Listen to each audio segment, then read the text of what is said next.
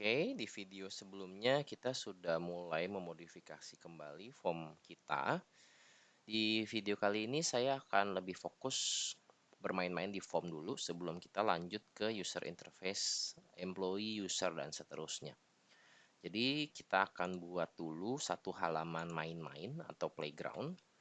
Jadi di dim page ini saya akan insert satu data supaya ID-nya nggak kedorong. Saya pakai ID yang 999 aja yang paling terakhir, punya master. Name-nya adalah test form. Root-nya form aja cukup. Kita akan menggunakan FA solid, FA icon kursor aja untuk melambangkan inputannya pakai kursor. Ordernya 999, is enable 1. Oke, lalu di relationnya juga kita akan masukin akses. Kita kayak sama halnya dengan tabel berikut sebelumnya, kita akan masukin yang ID 999 aja supaya tidak mengganggu urutan ID kita yang lain. User ID 1 created by diri sendiri, create, read, update, delete. Oke. Sekarang kita akan bikin index rootnya. Jadi kita masuk ke halaman index, kita akan bikin satu halaman baru di sini, master form. Manggil view-nya pun adalah konten yang form, sehingga di master controller saya perlu bikin satu function untuk rendering form ini di 999 form. Saya perlu bikin halamannya di content page 999 form. Ya, sesimpel itu. Jadi dengan efisi yang sekarang udah hampir setengah jadi, kita semua bisa melihat betapa mudahnya, betapa cepatnya kita bisa buat halaman baru. Kita edit halaman database-nya, kita edit controller kita edit index.php kita, dan kita buat halamannya. Harusnya ini semua berjalan dengan lancar. Jadi kita masuk halaman, kita refresh dulu, langsung keluar di sini test form 999 dan langsung ke load ya. Nah, kalau dilihat sekilas langsung kita bisa lihat bahwa ada malfunction layout di sini, di mana tiba-tiba ada vertical slider seperti ini dari browsernya. Ini biasa terjadi karena kita menggunakan kelas bootstrap dan udah mulai masuk pakai kolom, row, dan kawan-kawan, tapi di layout kita, nih di default kita, body kita atau konten kita belum dimasukin ke elemen dengan kelas container. Kalau kita baca di bootstrap itu merupakan sebuah anjuran yang paling hakiki sih. Jadi kita akan bikin aja div tanpa ID atau div dengan ID konten juga nggak masalah. Yang penting kita masukin kelas container di sini. Jadi konten kita semua itu ada di dalam elemen dengan kelas container ya. Untuk navigation bar sama sidebar ini jangan dimasukkan ke dalam kontainer. Buat saya sih, kalau Anda mau boleh. Kenapa? Karena kalau dimasukin ke dalam kontainer nanti akan kepotong kiri kanannya kalau misalkan dibuka di halaman layar monitor yang agak lebar. Jadi saya akan tunjukin kalau kontennya aja yang kita masukin ke dalam kontainer, maka sekarang isi kita sekarang kayak kepotong kiri kanannya. Ini adalah breakpoints-nya si bootstrap bawaannya, ada yang 1400, terus ada lebih kecil lagi, ada mulai dari ukuran XS sampai dengan XL lebarnya. Kalau kita masukin navigation bar sama sidebarnya ke dalam kontainer, maka itu juga akan terjadi di sini misalkan, atau mungkin bodinya saya akan jadikan kelas container.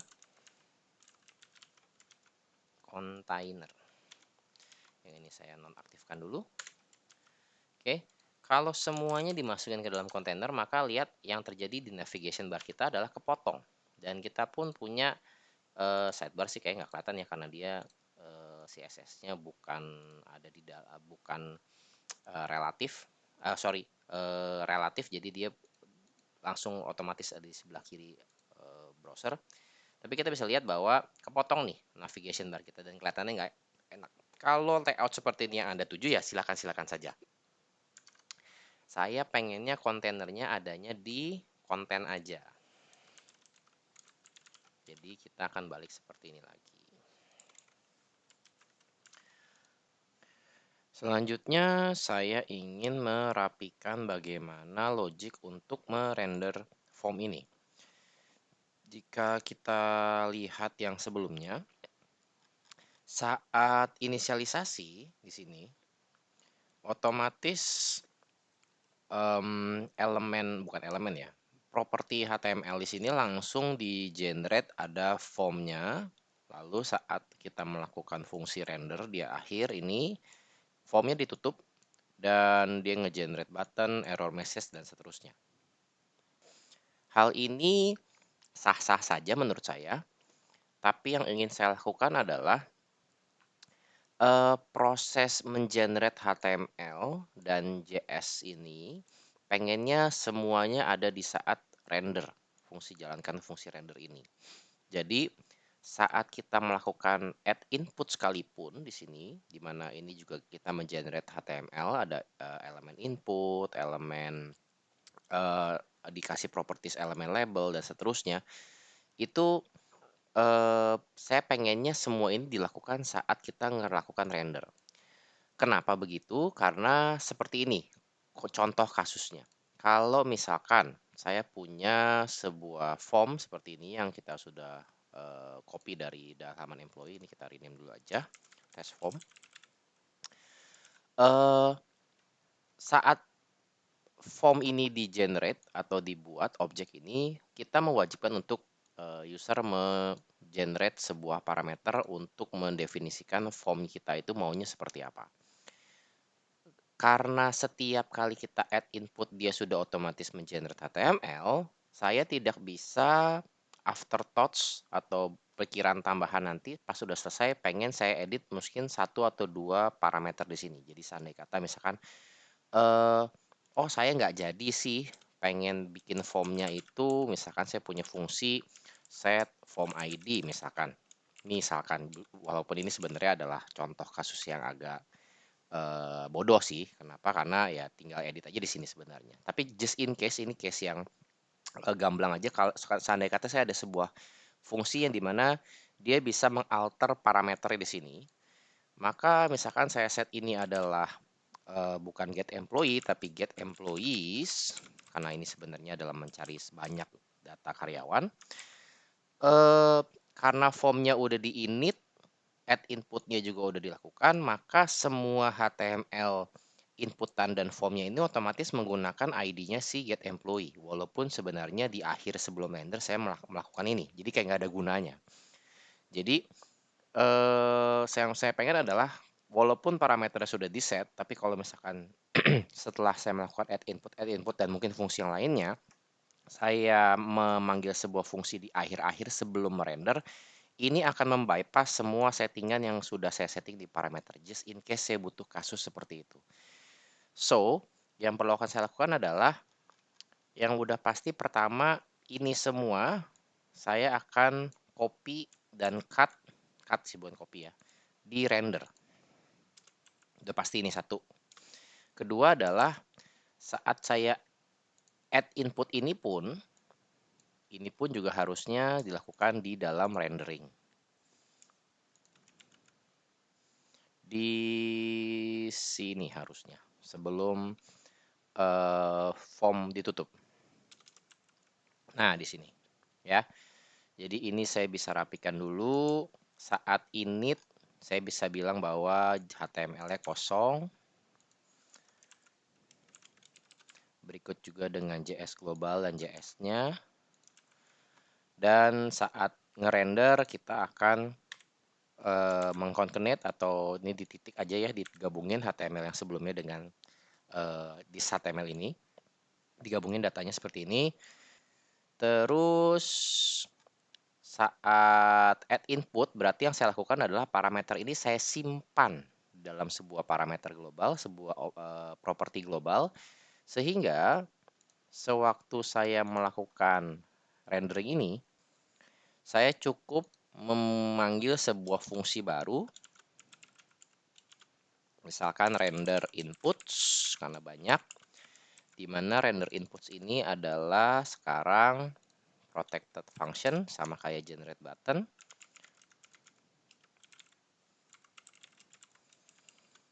Atau supaya seragam kita bikin generate inputs aja. Sehingga ini semua saya bisa copy ke dalam sampai sini ya harusnya ya. Sampai sini inputannya, oke. Oh sorry, dari form ya, bukan dari form. Tapi cukup dari inputan aja dari sini. Oke. Saya letakkan dia semua di dalam generate inputs. Sehingga generate inputsnya harusnya setelah inputan yang hidden ini. Tapi sebelum form ditutup. Dan berarti sekarang parameter ini udah nggak bisa diakses langsung nih. Karena kita set parameternya itu ada di add input di sini. Jadi parameter ini harus saya tampung ke dalam variabel atau ke dalam properti global. Jadi ada label, ada buttons. Saya akan bikin ini misalkan adalah protected array input parameters. Jadi input parameter ini akan selalu di push setiap kali kita melakukan add inputs. Oke, seperti ini. Sehingga sekarang untuk mengakses parameter-parameter ini saya perlu melooping semua inputannya. Jadi di sini for each parameter inputs as param. Nah, saya balik lagi ke variabel namanya params lagi. Jadi ini semua sekarang paramsnya bukan direct ngakses ke sini, tapi params hasil loopingan yang sudah disimpan di dalam input params ini. Jadi ini semua saya tap sekali biar masuk, saya cut ke dalam for each. Seperti itu. Jadi dengan begini, generate input ini baru akan dilakukan saat rendering. Saat render di sini. Jadi kalau seandainya kata saya punya function set form ID, which is main-main ya, ini fungsi main-main. Public function adalah string harusnya form ID. Dan ini gamblangnya berarti cuman this ID adalah form ID. Maka kalau kita ikuti sekarang polanya adalah saat dia melakukan add input, HTML belum di-generate. Dia hanya nyimpen parameter di sini, melakukan set form ID, sehingga nilai dari ID ini yang sudah disetting di parameter ini akan ditulis ulang, akan diinput ulang menggunakan ini. Sehingga saat render menjalankan generate inputs, maka semua this ID yang ada di sini, kita coba cek nih. Oh sorry, form ID ada di, oh sorry, kalau form ID kepakainya di sini ya. Nah, this ID ini akan otomatis isinya adalah get employees, bukan get employee lagi karena sudah di set form ID dulu sebelum kita merender. Jadi kurang lebih seperti itu yang ingin saya bikin adalah proses mengenerate HTML dan CSS dilakukan saat rendering, bukan saat kita memasukkan input atau men-setting objek form kita. Jadi ini kita hapus aja karena hanya sebagai contoh visualisasi saja. Kalau ini berjalan dengan benar, tidak ada yang salah tulis atau salah kurung kurawal, harusnya ini semua berjalan seperti kalanya tidak ada perubahan. Kita coba refresh. Oke, input params tidak diketahui, baris ke-38. Saya lupa pakai this kayaknya. Coba kita baris ke-38. Oh, ini pakai $sign. Kalau this nggak usah pakai $sign. Oke, ada input params lagi di baris ke-63 karena kayaknya saya copy paste, jadi ini juga harusnya nggak usah pakai $sign. Ada lagi 63 semua. Oke. Ya. Kalau kita F12 sekarang inputan hidden kita masih ada, form, token, key dan kawan-kawan. Inputannya juga masih terlihat normal-normal saja. Kita coba lihat di sisi, kalau kita bisa lihat di sisi konten, kita bisa lihat bahwa inputan kita tembus ya, harusnya ada di dalam yang warna ungu, yang warna biru muda nih, tapi dia tembus. Ini biasanya karena gutter, kalau saya masih ingat. Bootstrap otomatis elemennya itu selalu suka ada gutternya. Jadi, kalau kita lihat di sini,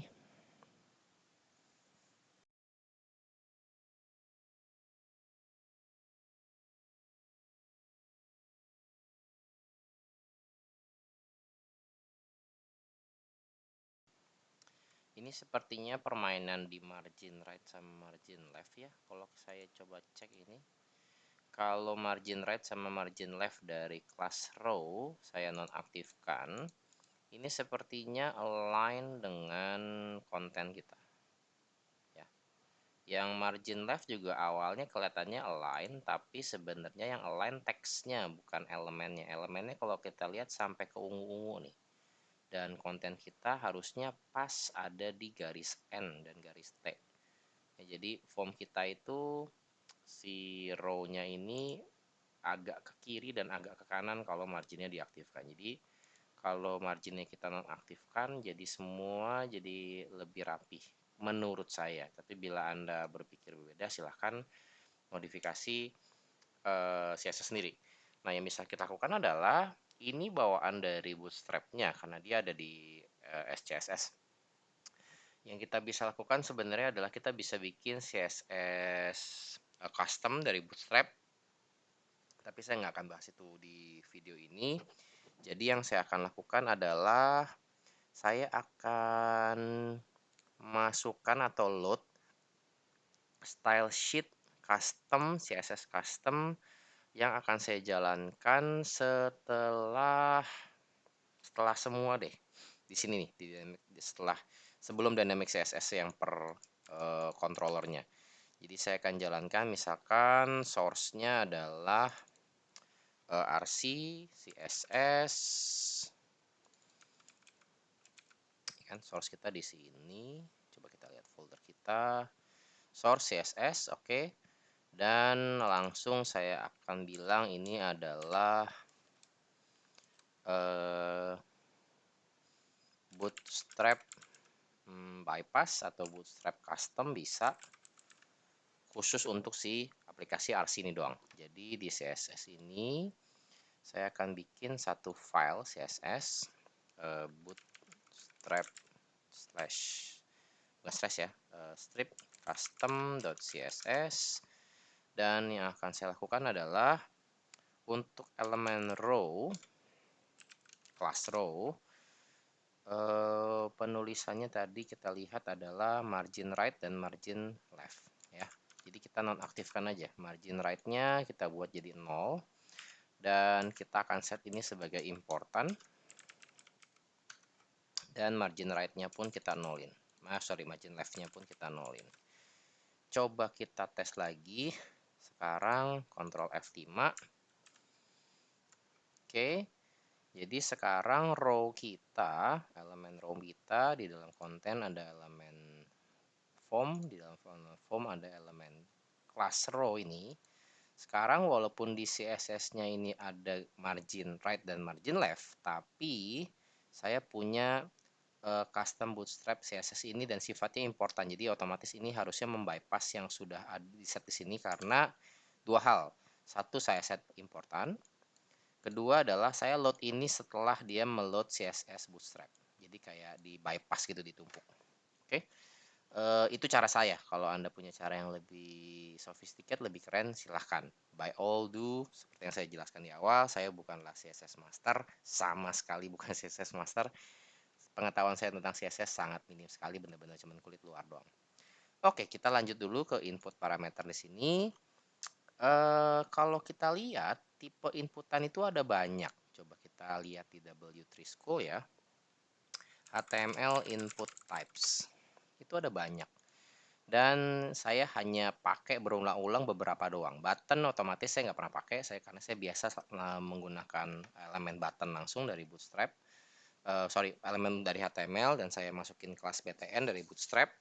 Terus checkbox saya pakai, color saya nggak pakai, color picker, date saya pakai, date time local saya nggak pernah pakai, email dan password ini kita sudah define ya. Saya pakai ini juga. File kita akan pakai untuk upload hidden jelas ini dipakai. Image hampir nggak pernah dipakai, month sama year juga saya nggak pernah pakai, week ya saya nggak pernah pakai juga. Number nih saya pakai, radio button saya pakai, range hampir tidak pernah dipakai, reset juga nggak pernah pakai, search nggak pernah pakai, submit ini button juga sama kayak gini. Terus ini buat telepon saya nggak pakai, saya biasa pakainya input text biasa. Ini udah pasti dipakai ya.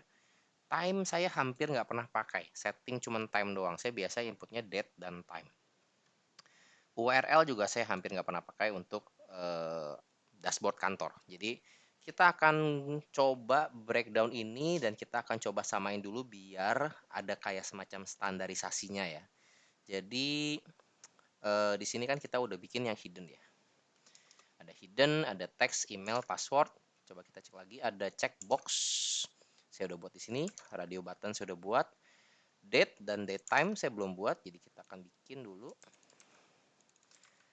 Ini adalah date dan date time. Terus email ya bolehlah untuk login ya kalau orang mau bikin user baru. Email, file saya juga pakai.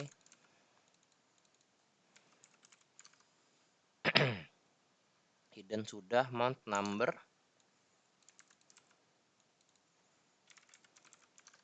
Terus password udah, radio button saya gunakan juga.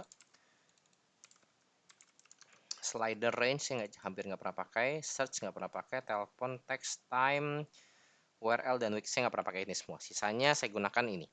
Nah, kalau kita perhatikan satu function satu method generate input ini if-nya banyak ya. Karena kita setiap tipe inputan cara renderingnya beda-beda. Apalagi sekarang kita mau pakai UI atau library dari Kendo UI. Jadi pengalaman saya adalah, dan ini kata-kata dari banyak orang juga, dalam satu metode kalau ternyata terlalu panjang barisnya, ada baiknya dipecah-pecah menjadi sub metode. Membacanya jadi lebih gampang. Contohnya gini, ini semua render input ini sebenarnya bisa kan saya pakai atau saya tulis langsung di sini. Tapi public render kita ini cara bacanya jadi bertele-tele gitu. Kalau begini kayaknya lebih rapih aja melihatnya. Jadi sebenarnya merekonstruksi ulang metode dan if ini dijadiin metode-metode terpisah itu sebenarnya menurut saya hanya untuk visualisasi tim developer aja untuk ngedebug, jadi nggak nggak hilang fokus gitu. Karena fokusnya mungkin masalah di button, jadi begitu dia lihat render, dia fokus langsung ke sini. Nggak perlu dia nge-scroll ke semua generate input ini yang mungkin nanti ini pun juga makin banyak barisnya. Jadi bisa lebih fokus aja waktu debugging atau untuk nambahin fitur lebih fokus to the point ke arah mana yang harus ditambahin baris codingannya. So, ada baiknya tiap metode, bukan tiap metode, tiap tipe input ini kita akan breakdown satu-satu lagi nge-generate ininya gimana, ya. Jadi yang kita bisa lakukan adalah contoh nih yang paling gampang, generate input kan semua. Tapi sekarang kalau misalkan saya bikin function sesimpel ini, this generate inputs atau generate input hidden atau generate input aja, dan inputnya adalah tipenya adalah hidden.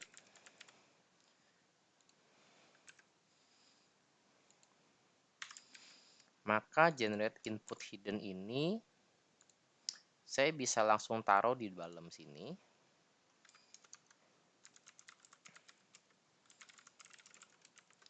Menggunakan parameter yang sama namanya.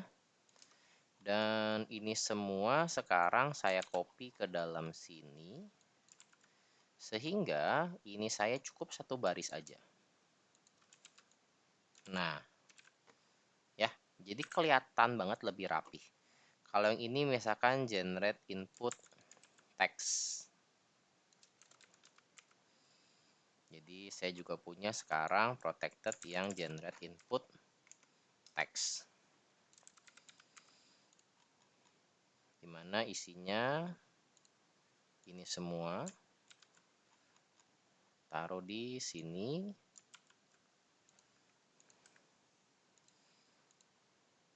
Dan ini pun juga bisa saya buat jadi satu baris.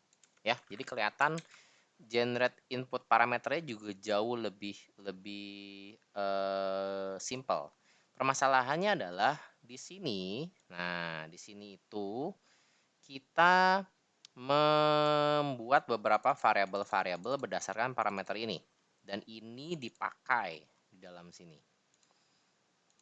Ya, jadi somehow parameter ini harus bisa menampung parameter baru dari ini semua. Gitu. Jadi, daripada parameter ini saya bikin variabel baru, saya akan bikin parameter ini jadi punya nested array. Ini, dari nge-breakdown parameter yang udah di input. Jadi, contohnya seperti ini. Label itu adalah parameter label, karena ini yang parameter globalnya. Lalu untuk ID, label ID udah jelas pasti ada ya, label ID. Saya akan bikinnya begini. Saya masukin lagi ke dalam si parameter label.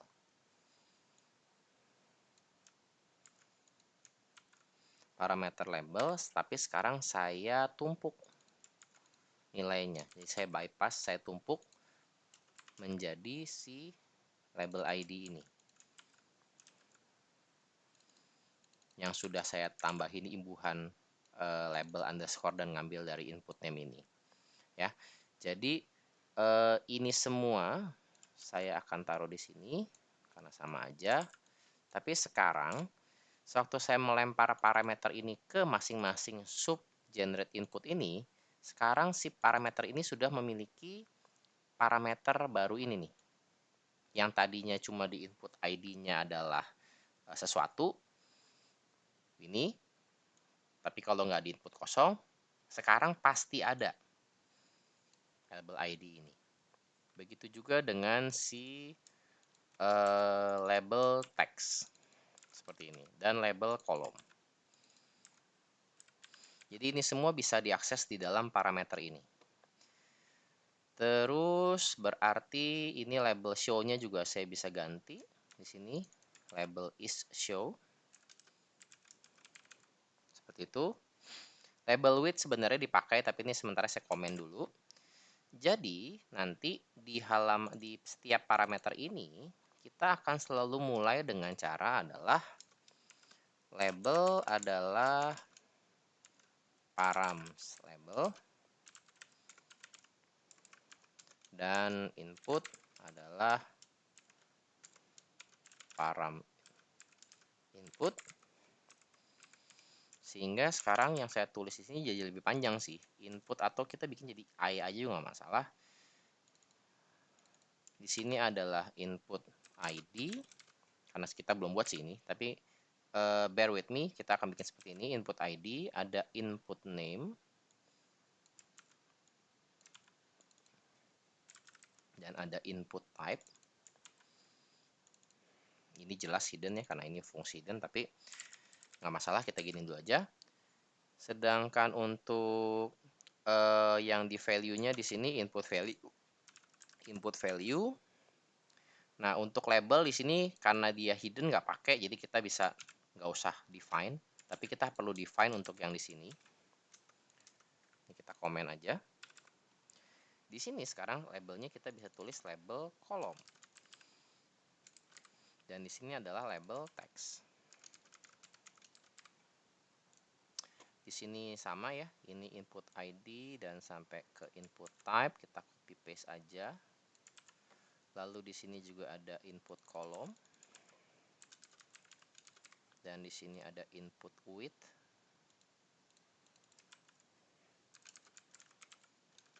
Kalau seandainya kata didefinisikan, jadi ini pun perlu saya tuh bypass di sini. Issue-nya juga saya perlu ganti ini. is show. Sehingga sekarang mana yang pakai I underscore I, nah ini input ID di sini. Terus di sini adalah input placeholder.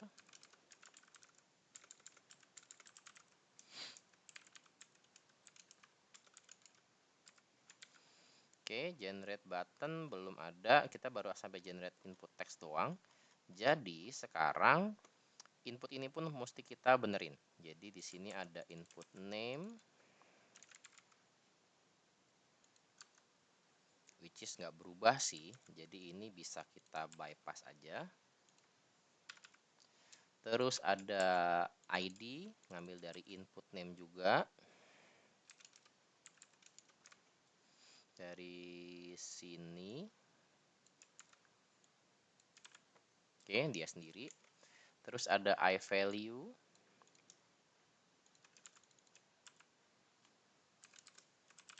Ini juga self-explanatory ya, jadi ini nggak usah di-define. Oh, dia bisa kosong, jadi nggak masalah. Ini kita buat kalau nggak di-define dia kosong, jadi nggak masalah kita bikin begini. Jadi selalu yang data yang kita kirim ini selalu bisa kosong. Selalu ada isinya. Placeholder juga sama, kita masukin di sini placeholder.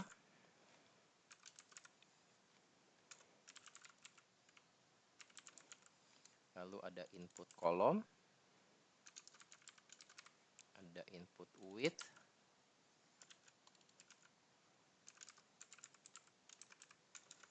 dan ada input type. Oke, jadi kalau nggak di-define dia otomatis akan dibuat jadi teks. Sehingga sekarang input type kita cara ngeceknya begini. Oke, jadi bukan ngambil dari sini, tapi ngambil dari yang sudah dirapiin istilahnya. Ini juga sama.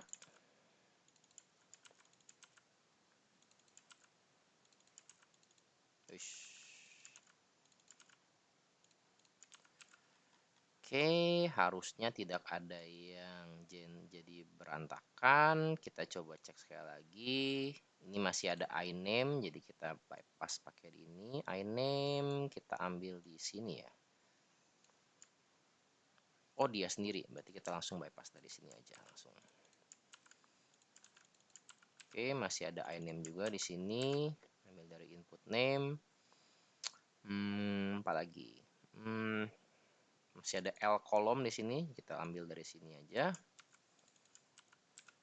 Oke, terus this label is show. Oke, cukup sepertinya. Ini kita majuin ke depan. Ini kita mundurin ke belakang biar lebih rapi.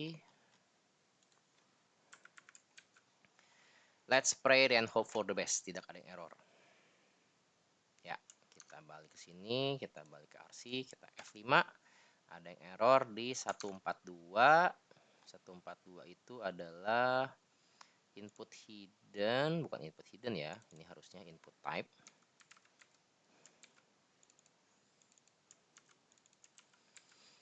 Oke. Oke, sepertinya tidak ada yang error. Ya, masih ada row kelasnya, masih ada label, masih ada kolomnya. Kalau misalkan kita ganti di sini labelnya bukan teks tapi kolomnya jadi 2, harusnya geser. Oke, looks fine. Oke, kita kembangin lagi.